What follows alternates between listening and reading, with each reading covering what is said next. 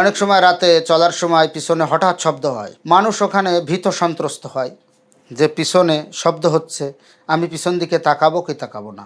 হাদিসের ভিতরে পিছন দিকে তাকানোর ক্ষেত্রে না তাকানোর ক্ষেত্রে উদ্বুদ্ধ করা হয়েছে যে তাকানোর দরকার নেই, কিন্তু তাকাইলে যে আহামরি ক্ষতি হবে তাও না। যদি কারো সাহস থাকে তাহলে সে তাকাবে, কিন্তু হাদিসের ভিতরে আসছে যে পিছন থেকে যদি কোনো শব্দ হয় রাতে চলার সময়, তাহলে পিছনের দিকে না তাকানো।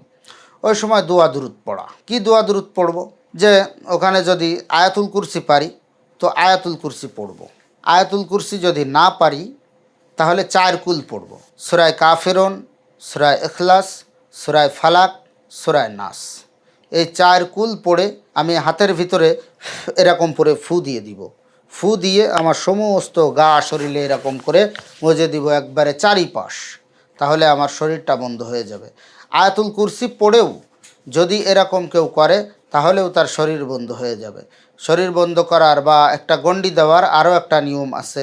আমি 4 কুল পড়ে বা আয়াতুল কুরসি পড়ে আমার এই হাতের উল্টা পিঠ, ডান হাতের উল্টা পিঠ, বাম হাতের তালুতে আমি এইভাবে আঘাত করব। আমি এইভাবে 3 বার আঘাত করব ফু দিয়ে। 4 কুল পড়ে এরকম করে ফু দিব, ফু দিয়ে এরকম করে 2 পাশেই ফু দেব, ফু দিয়ে আমি এইভাবে 3 বার আঘাত করব।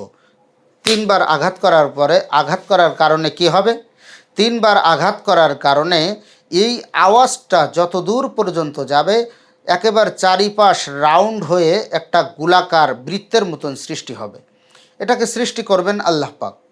যদি কোনো শয়তান জিন্নাতের আসর আপনার উপরে আসতেও চাই বা কোনো জিন্নাত যদি আপনার কোনো ক্ষতি করতে চাই, আল্লাহর রহমতে এই 4 কুল বা আয়াতুল কুরসির এই গণ্ডি দেওয়ার কারণে সে এই গণ্ডির ভিতরেও আসতে পারবে না, আপনার কোনো ক্ষতিও করতে পারবে না।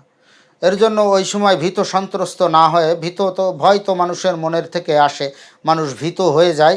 তো এরকম যদি রাতে চলার সময় পিছন থেকে কোনো প্রকার শব্দ হয় তাহলে পিছনের দিকে না তাকানোই ভালো এবং মনে মনে দোয়া দুরুদ পড়তে থাকা, 4 কুল পড়ে ফু দেওয়া বা আয়াতুল কুরসি পড়ে ফু দেওয়া বা অন্য অন্য দোয়া দুরুদ পড়তে থাকা এবং একটু দ্রুত চলতে থাকা।